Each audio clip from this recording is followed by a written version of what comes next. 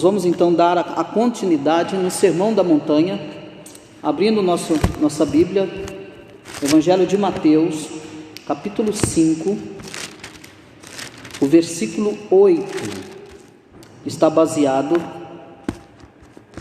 o nosso estudo. Nós estamos estudando o Sermão da Montanha, lembrando que o Sermão da Montanha, ele se inicia no capítulo 5 e se encerra esse sermão no capítulo 7.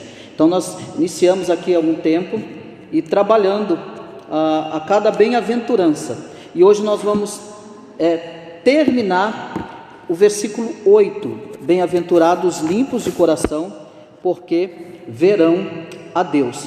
E hoje nós vamos falar acerca da felicidade dos puros de coração, entendendo então, meus irmãos, nessa continuidade, que para viver a vida cristã de maneira que Deus quer, em toda pureza, em santidade, então é necessário que nós olhemos para Cristo.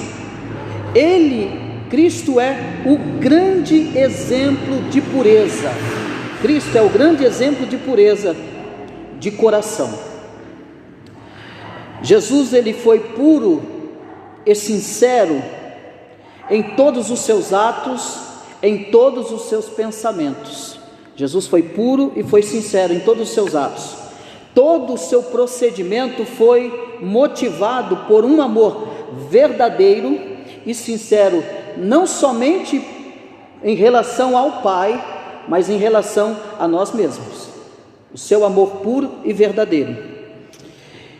Ele não mostrava esse amor, ele não tinha essa atitude de amor exatamente de uma forma aparente, de uma forma externa, assim como nós falamos aqui semanas passadas, assim como os fariseus tinham já está falhando esse microfone aqui, eu vou ter que trocar.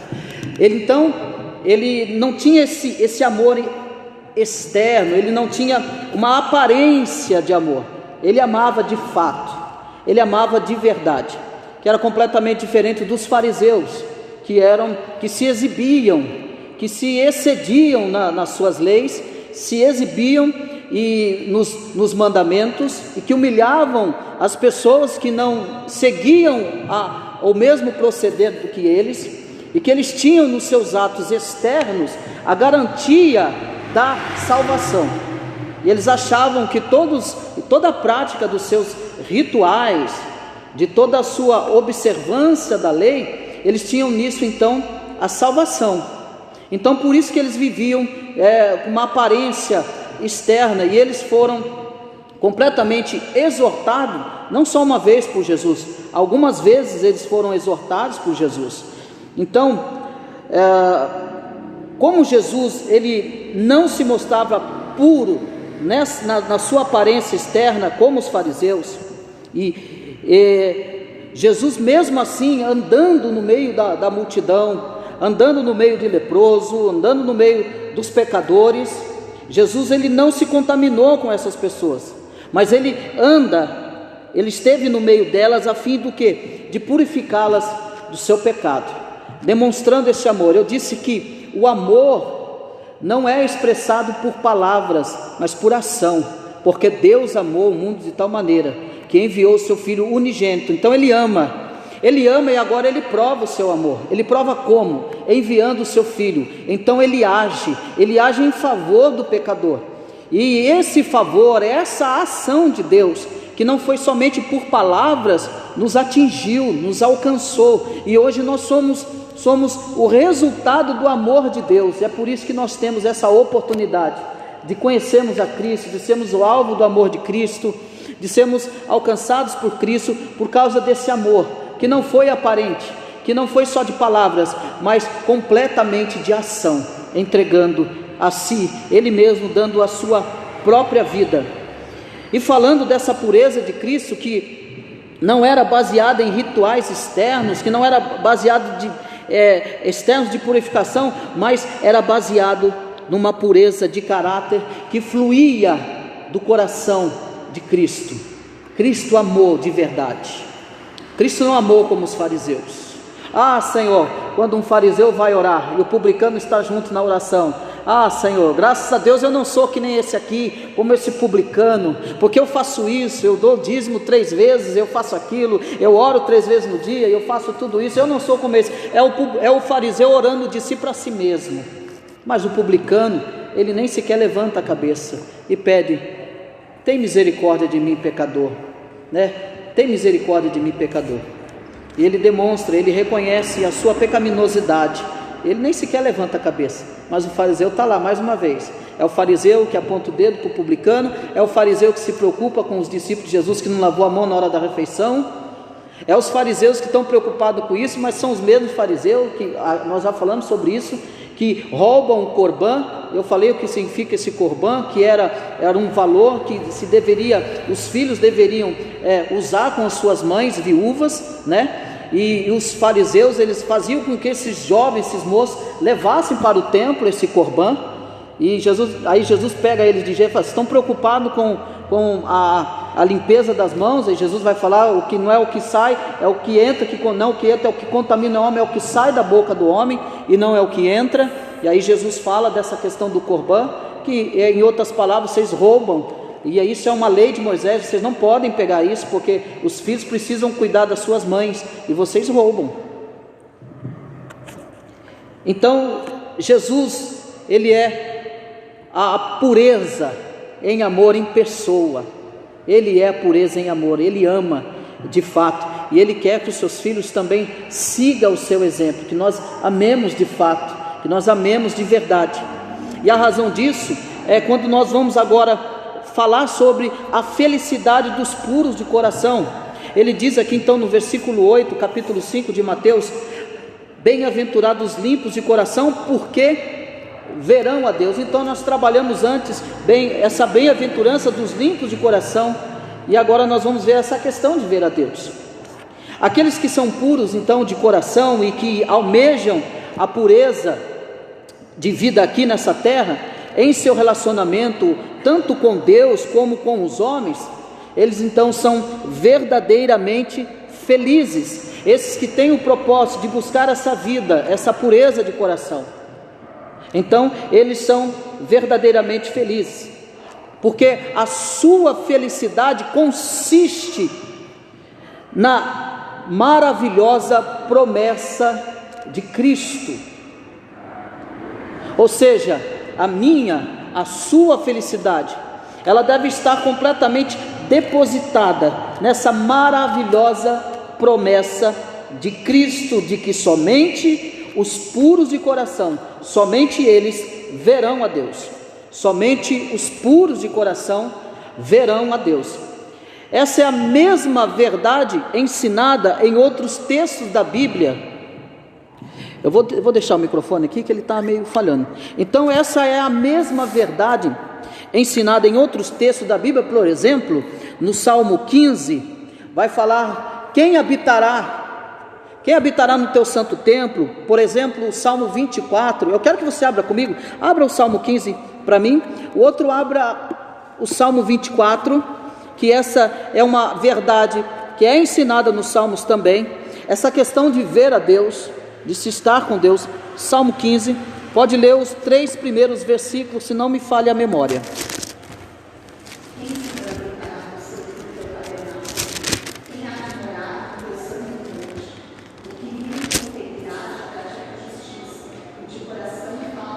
Até aí.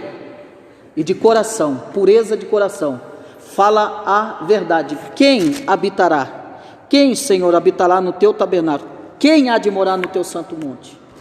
O que vive com integridade e pratica a justiça. Nós acabamos de ler sobre a justiça no Salmo 58. Também o Salmo 24, por gentileza. Alguém achou? Pode ler. Lê para mim, até o versículo 4.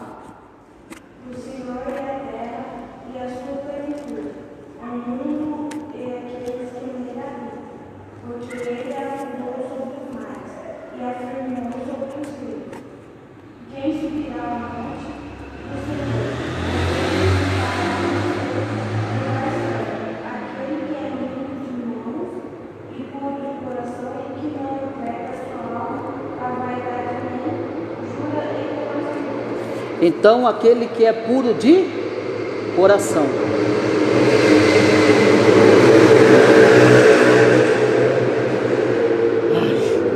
Então aqueles que é puro de coração. Essa maravilhosa promessa de Cristo de estarmos com Deus por toda a eternidade, e que está baseado também nos Salmos. E esse último texto que diz que sem santificação, ele vai dizer no capítulo 15 de Salmos, que diz que sem santificação, ou seja, sem a pureza, ninguém verá o Senhor. Por outro lado, o Salmo 15 e o Salmo 24 afirmam que aquele que vive em integridade e que tem mãos limpas e coração puro, viverá na presença de Deus. São esses que viverão na presença de Deus. Deus é bom para os puros de coração e os abençoa com a graça de vê-lo. Essa é a promessa, que nós o veremos. Mas será que nós podemos ver a Deus? Essa é a grande pergunta. Nós podemos ver a Deus? Ele não é santíssimo e nós pecadores? Deus não é espírito e habita na luz inacessível? Sim ou não? Sim. Então, como podemos ver a Deus? O que Jesus quer dizer aqui? Se nós olharmos no Antigo Testamento, nós vamos ver quem querendo ver Deus? Moisés querendo ver Deus. Deus, eu quero te ver. Aí Deus disse para ele: não, Moisés, ninguém pode me ver. Nenhum homem pode me ver e permanecer vivo. É essa a questão que Jesus está dizendo aqui? Não. A verdade é que Jesus nos prometeu que veremos a Deus. Mas o que significa isso, ver a Deus? Ver a Deus é uma realidade, tanto presente quanto na vida futura do crente. Como? Vemos a Deus agora. Nós vemos a Deus agora, mas nós não vemos a Deus agora de forma literal, de forma alguma. Nós não vemos Deus de forma literal, mas com os olhos da fé nós vemos Deus. Sim ou não? Com os olhos da fé nós vemos Deus. Não significa que vemos a sua pessoa, mas nós vemos e provamos do seu cuidado e provamos da sua graça para conosco. Ei, você acordou cheio de vida, de fogo de vida, glória a Deus, porque Deus te alcançou mais uma vez. Você foi alvo da providência de Deus do pão de cada dia, não foi? Foi. Deus, a sua graça, a sua providência, nós vemos Deus nos seus atos de misericórdia. Então nós vemos a Deus, é exatamente isso que Jesus está nos mostrando, que nós vemos e provamos do seu cuidado e da sua graça para conosco todos os dias. Também nós vemos a beleza, a tanta beleza da sua glória e da sua majestade em toda a sua criação. Nós vemos a beleza da sua criação, a glória da sua criação, e tudo que ele faz, tudo que ele fez. Nós podemos ver Deus em tudo aquilo que ele criou, tudo aquilo que é manifesto a nós. Nós vemos a Deus aqui e agora, vemos toda a sua beleza. Porém, o mundo não percebe essas coisas, mas nós sim, pois recebemos esta visão da parte de Deus, esse reconhecimento, essa visão da bondade e da glória de Deus, a glória dele próprio. Nós recebemos essa condição de percepção da bondade de Deus, aquilo que o mundo não consegue ver e não consegue perceber. O mundo diz: eu tenho Deus, mas eles não reconhecem Deus. Eu acredito em Deus, mas eles não acreditam na criação. Mas Deus nos deu essa graça de percebermos. Ei, quando você diz assim, é Deus, e você tem essa percepção, é o próprio Deus se revelando a você. Então você tem condições, é Deus que está fazendo com que eu perceba essa coisa linda. Você já acordou de manhã, já viu o sol nascendo? Ou o pôr do sol? Aquilo tem que te maravilhar. Olha a criação, olha que coisa linda, que coisa maravilhosa que Deus deixou à nossa vista. Isso é Deus, isso é Deus. É perceber as pequenas coisas, os pequenos detalhes, as flores desabrochando, os frutos nascendo. É Deus cuidando de todas as coisas, os pássaros, né? Tem umas rolinhas lá no fundo lá que está dando trabalho, mas você perceba a beleza, a sabedoria, o cuidado que Deus tem. Elas são inteligentes, elas sabem fazer o ninho. Eu encontrei teus altares, Senhor, Rei meu e Deus meu. Ela sabe, a andorinha encontrou ninho para si. É Deus cuidando de toda essa beleza. O mundo não percebe essas coisas, mas nós percebemos essa bondade e a glória de Deus. E nós vemos uma ilustração desta verdade na vida de Jó. Por exemplo, quando ele, em meio à sua angústia, ele teve confiança, lá no capítulo 19, no versículo 26 e 27. E quando Deus se manifesta a Jó, o seu favor para com Jó, ele diz assim então: agora meus olhos te veem. Lá no capítulo 42, o versículo 5, ele vai relatar: agora os meus olhos te veem. Eu só conheci o Senhor de ouvir falar, mas agora os meus olhos te veem. O que Jó está falando aqui? Literalmente, Jó não está vendo nada de extraordinário. É isso que você precisa entender. Jó está com o consolo de Jó é um caco de telha. Ele não está vendo nada extraordinário. Jó está em meio a uma angústia. Mas ele está tendo a percepção de que Deus está no governo. Agora eu te conheço, Deus.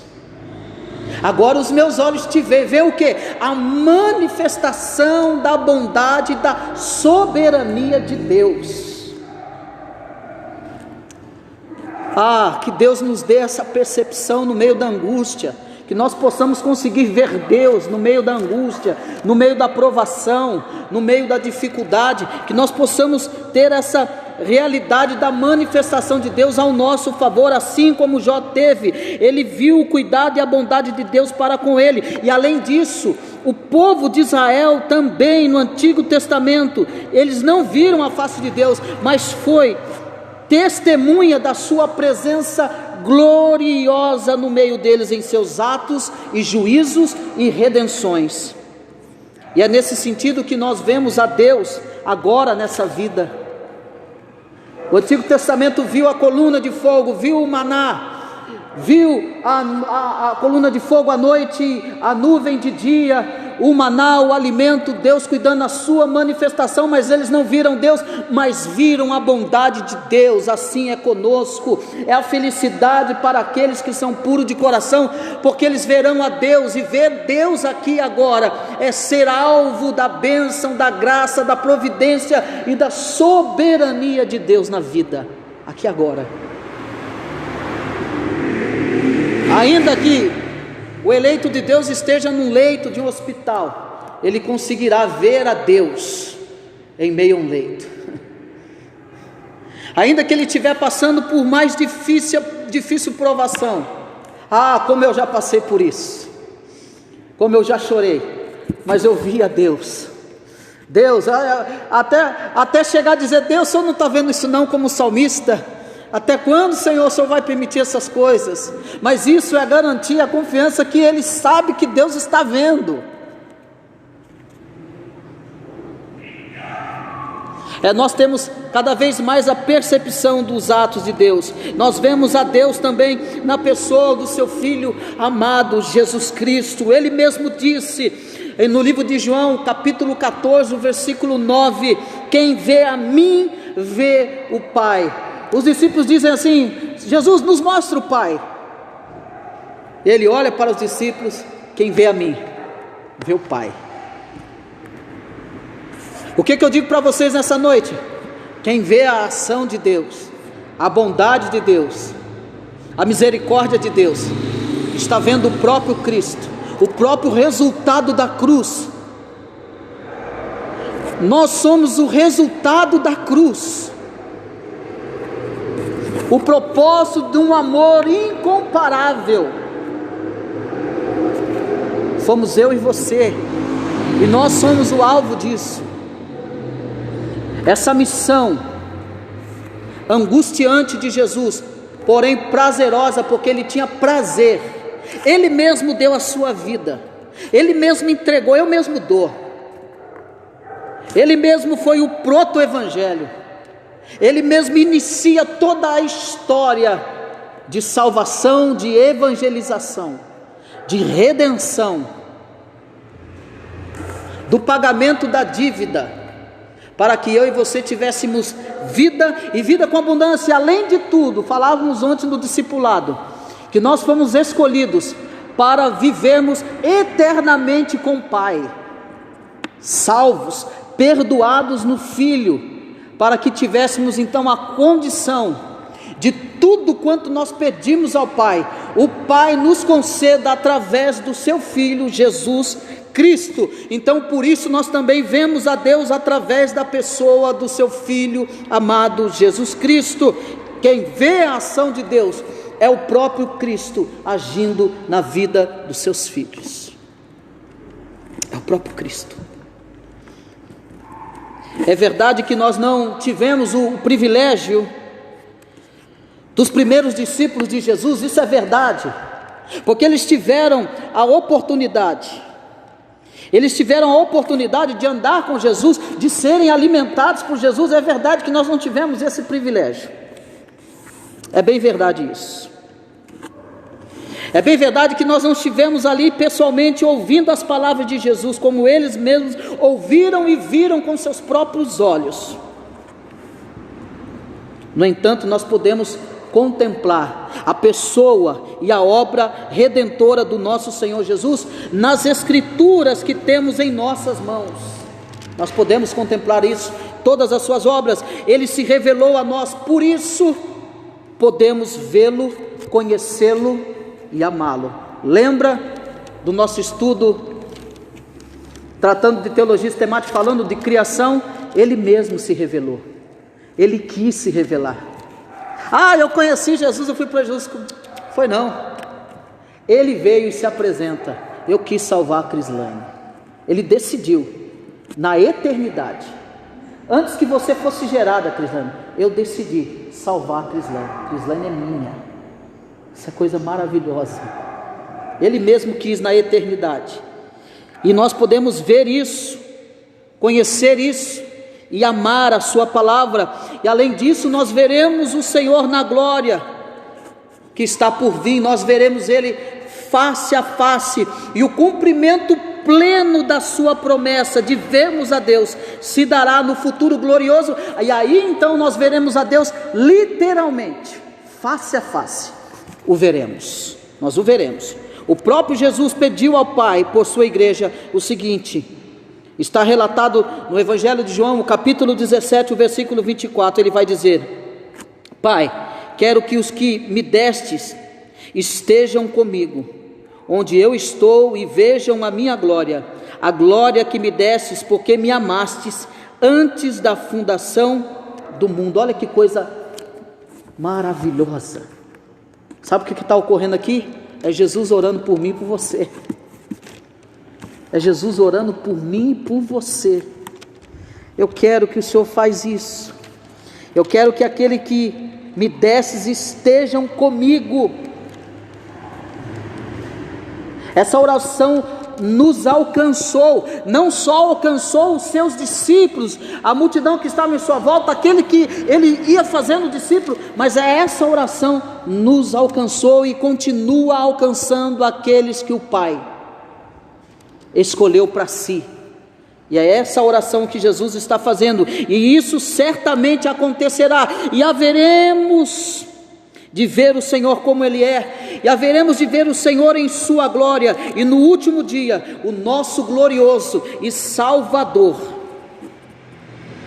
virá nas nuvens com grande poder e glória, e descerá. Ele mesmo disse, Jesus disse: da mesma forma, ele dizendo para os discípulos: da mesma forma que vocês estão me vendo subir, vocês vão me ver descendo.